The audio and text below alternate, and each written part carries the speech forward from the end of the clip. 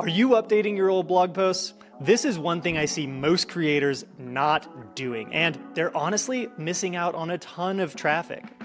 I recommend updating blog posts at least once every 3 to 6 months, depending upon the importance of that content and how much traffic potential there is. When you keep your content fresh, you're giving search engines the opportunity to see that you're still with it and your content is up to date.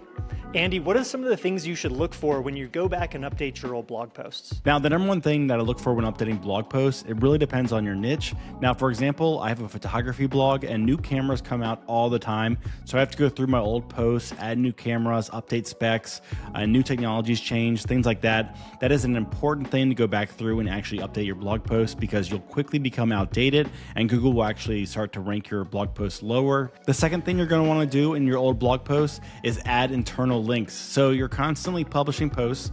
For example, if you add a new post on your site, it's really good to go back and look through your old posts and find opportunities to link to that new post within old posts. That's a great way to update blog posts and keep internal links all over your site. Now, if you're using something like WordPress, you can use a plugin like Link Whisperer, and that is a great way to find opportunities within your old posts to find internal link locations to add to your old posts. Now, the third thing I'll say is if you're using WordPress, you can actually get a plugin that shows when a post was last updated in your admin panel. Now, by default, WordPress only shows when the post was published. That's not really that helpful. So every couple of months, I like to go through and actually go through all of my published posts and sort them by last updated and make sure I have everything updated by the current year. This is a great way, especially if you have like a year in your title.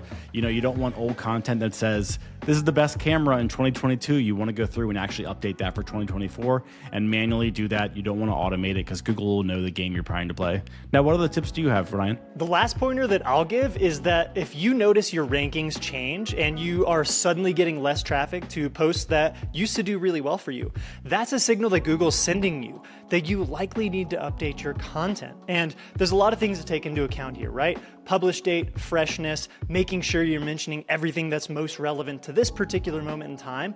But there's also signals you want to look at using some SEO tools to identify whether or not you're actually hitting the intent that someone has when they search for these terms and land on your post. Go and check out other competitor articles that are doing well, gather some inspiration, see if there's major sections you're missing or if there's things that maybe you want to trim out of your post. These are the kinds of little signals that you can really make some big changes on and see your rankings recover over time. And another great way is to use Google Search Console, and you can go through and actually find posts that are slowly starting to not rank, and you can sort and actually figure out what posts need updating. And that's why updating your blog posts often is essential to continuing to grow your traffic and reach over time.